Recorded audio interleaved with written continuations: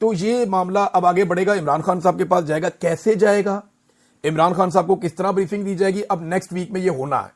मंगल को मुलाकात वाला दिन है, मुमकिन है मंगल वाले दिन इमरान खान साहब को हो सकता है अली अमीन गंडापुर साहब भी चले जाएं दोबारा मिलने के लिए, और इमरान खान साहब से अप्रूवल लेके बाहर आकर कहें जी खान साहब ने कह दिया है बिल पास कराओ।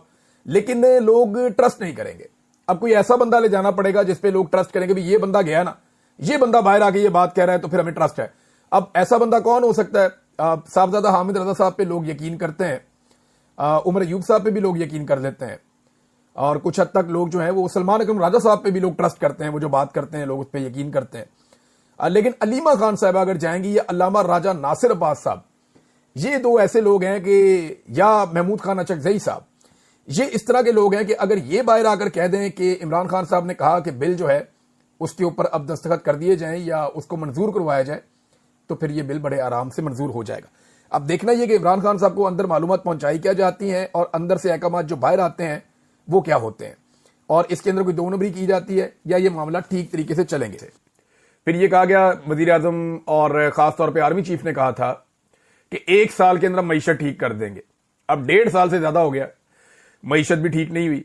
SIFC के बारे में दावा किया गया जी वो गेम चेंजर है, वो SIFC ने ऐसी गेम चेंज की है, पूरे पाकिस्तान के वसाइल इस एक इदारे के पास चले गए हैं। जमीनें इनके पास जा रही हैं, नहरें इनके पास जा रही हैं, पानी इनके पास जा रहा है, मादनियात इनके पास, हर चीज जो है वो मुड़ मुड़ा के इन्हीं के पास जा रही है, SIFC के पास। और ये इन्वेस्टमेंट के नाम पे पाकिस्तान में लाए क्या? कुछ भी नहीं।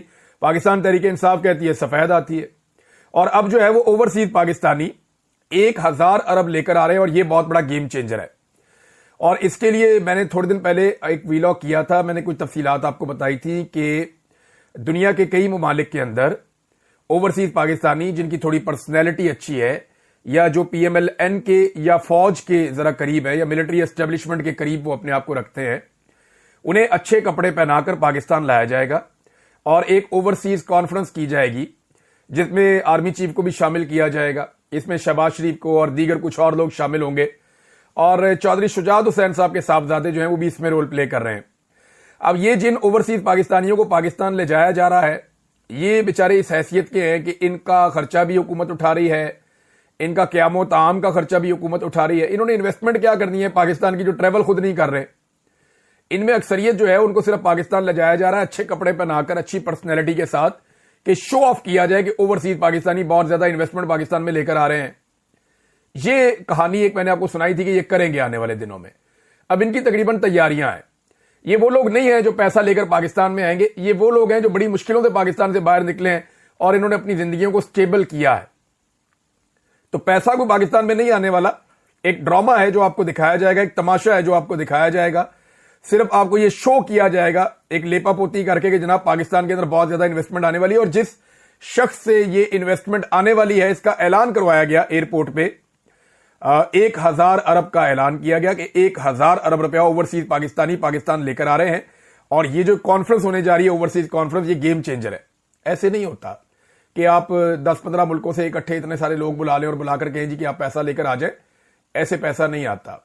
आप इन मुल्कों में अपने नुमाइंदगान को कहते हैं, आपकी एम्बेसियां काम करती हैं, आप लोगों से फर्दन फर्दन मिलते हैं, प्रोजेक्ट्स के ऊपर बात होती है, प्राइवेट कंपनीज इन्वॉल्व होती हैं, आपके मुल्क की कंपनीज इन्वॉल्व होती हैं, जिन मुल्कों में ये रहते हैं वहां की कंपनीज इन्वॉल्व होती हैं, बाकायदा कानूनी एक प्रोसीजर होता है, बहुत सारी चीजों के जो उनके तहफुजात हैं वो दूर किए जाते हैं।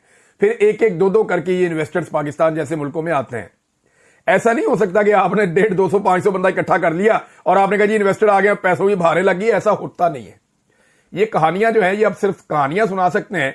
अगर आपको ओवरसीज पाकिस्तानियों पे और उनकी इन्वेस्टमेंट पे इतना आपको वो दावा है तो आप जाएं जरा जर्मनी में जाके एक ओवरसीज पाकिस्तानियों की एक कॉन्फ्रेंस कर लें, बरतानिया में आके कर लें, आप अमेरिका में आके कर लें, आप यूरोप के किसी भी मुल्क में जाएं और जाकर कहें हम पाकिस्तानियों से मिलना चाहते हैं, देखें पाकिस्तानी आपकी क्या हालत करते हैं। ज्यादा से ज्यादा आप गल्फ ममालिक में जाके वहां पे ये ड्रामा कर सकते हैं। अब जिस शख्स से बेचारे से अनाउंसमेंट करवाई गई वो यहां पे यूरोप में उनकी एक वीडियो पॉपुलर होगी, वहां गाड़ियां धोते हैं। वो मेहनती जो है ना, मेहनत कश अल्लाह का दोस्त है। इस शख्स को सलाम है जो मेहनत करता है और पाकिस्तान का नाम सर बुलंद करने के लिए कोशिश करता रहता है, जोर लगाता रहता है। चाहे किसी भी कैपेसिटी में कोई भी शख्स ये करेगा वो हमारे लिए काबिल इज्जत है। जो भी ओवरसीज पाकिस्तानी पाकिस्तान से अपने बीवी बच्चों से अपने खानदान से दूर मेहनत का रिज़्क कमा रहा है वो हमारे लिए बड़ा मुकद्दम है, बड़ा मोहतरम है, लेकिन उस आदमी के साथ आपने ज्यादती की है। उसकी कैपेसिटी नहीं है कि वो पाकिस्तान में 1000 अरब तो क्या 1 अरब रुपया भी लेकर आए। उसकी कैपेसिटी नहीं है ना, उसकी कैपेसिटी से बड़ा काम आपने उसके साथ कर दिया।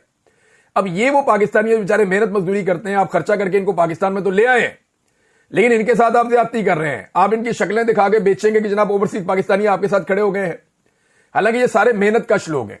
जो सरमायाकार है वो ऐसे आपके काबू नहीं आएगा। उसके लिए पाकिस्तान की एस्टेब्लिशमेंट को चंद चीजें समझनी पड़ेंगी। एक तो इन्हें यह देखना पड़ेगा कि इनका अपना पैसा पाकिस्तान में है या नहीं है। जो हुकूमत लाके बिठाई है उनका तो सारा पैसा पाकिस्तान से बाहर है, ना उनके बच्चे पाकिस्तान में, ना वो खुद पाकिस्तान में, और ना उनका पैसा पाकिस्तान में है। वो तो सारा कुछ लेकर बाहर भागे हुए पाकिस्तान से और कारोबार की नई जगह ढूंढते फिर रहे हैं। आजकल एक खानदान जो है वो खज्जल हो रहा है बेलारूस में, और वहां से अब बर्तानिया पहुंचा है। वहां किस चक्कर में गए थे? वो जो बेलारूस का सदर है जिसके दोनों तरफ दोनों भाई खड़े थे, शहबाज शरीफ और नवाज शरीफ, उसके बारे में पता है? आप जानते हैं वो कौन है? ये देखें, एक रिपोर्ट उसकी मैंने निकाली है। ये हरमीत सिंह साहब ने भी इसके बारे में बताया था और मैंने वो रिपोर्ट भी निकाली, उसको मैंने पढ़ा कि किस चक्कर में जनाब इनको ये अवार्ड मिला हुआ है। इनके बाद एक अवार्ड है सन 2021 का, और 2021 की OCCRP, ये ऑर्गेनाइज्ड क्राइम एंड करप्शन, ये जनाब इसकी रिपोर्टिंग प्रोजेक्ट है एक। और इन्होंने 2021 में पर्सनैलिटी ऑफ द ईयर, जो करप्शन का सबसे करप्ट आदमी हो सकता है हुक्मरान, उसका 2021 का जो नंबर 1 पे जिस शख्स को रखा था, ये लुकाशेंको है। ये लुकाशेंको वही है जो नवाज शरीफ और शहबाज शरीफ साहब के सेंटर में खड़ा हुआ है। तो इनकी दोस्ती हर करप्ट आदमी के साथ जाकर क्यों जबरदस्त तरीके से हो सकती है? या चलें, जिस आदमी के ऊपर करप्शन के इल्जामात हों या जो करप्शन के इल्जामात की वजह से बदनाम हो, वो ऑटोमेटिकली शहबाज शरीफ नवाज शरीफ साहब का दोस्त कैसे हो जाता है? ये बात मुझे समझ नहीं आती। इनके बेहतरीन ताल्लुकात जो है वो हसीना वाजिद साहबा के साथ निकल आते हैं। इनके बेहतरीन ताल्लुकात जो है वो नरेंद्र मोदी साहब के साथ निकल आते हैं। जाती और घरेलू ताल्लुकात निकल आते हैं। तो जहां जहां जो बंदा दाऊ डप्पा लगा के बैठा हुआ है वो इनके साथ इसके बड़े अच्छे ताल्लुकात होते हैं, और इनको तो एक तरह का डिक्टेटर कहा जाता है ये लुकाशेंको को। ये सदर है वहां के बेलारूस के। बहरहाल वहां से ये खानदान जो है वो अब लंदन पहुंच गया है। जब तक ये लोग अपना पैसा पाकिस्तान में नहीं लाएंगे तो क्या कोई इनकी हुकूमत पे एतबार करके अपना पैसा पाकिस्तान में लेकर आएगा? बड़ा सवाल ये है। और आज नून लीग और पीपल्स पार्टी की दावत पे अगर कुछ ओवरसीज पाकिस्तानी आ जाते हैं पाकिस्तान में और वो पैसा पाकिस्तान में लगा देते हैं, कल को जब मिलिट्री एस्टेब्लिशमेंट की लड़ाई नून लीग या पीपल्स पार्टी से हो जाएगी तो उन ओवरसीज पाकिस्तानियों का पैसा डूब जाएगा, क्योंकि एस्टेब्लिशमेंट नून लीग और पीपल्स पार्टी को सबक सिखाने के लिए उन ओवरसीज पाकिस्तानियों का बाजू भी मरोड़ देगी कि चलो भाई अब तुम फलां के पीछे चलो, या चलो भाई अब तुम फलां के पीछे चलो, अब हमें नून लीग और पीपल्स पार्टी पसंद नहीं है, अब इनको गालियां देनी है, नहीं दोगे तो पैसा डूब जाएगा। तो ऐसे मुल्क में कौन आएगा अपनी सरमायाकारी लेकर? मिलिट्री एस्टेब्लिशमेंट से गुजारिश है कि दिखावा बंद करें और जो चीजें करने वाली हैं वो करें। लोग तब पाकिस्तान में आएंगे जब यहां पे मैंडेट का एहतराम होगा, जब यहां पे कानून की हुक्मरानी होगी, जब दहशतगर्दी खत्म हो जाएगी, सियासी और माशी इस्तेहकाम आ जाएगा, जब अदालतों से इंसाफ मिलना शुरू हो जाएगा, जायदादों और कारोबारों के ऊपर कब्जे बंद हो जाएंगे।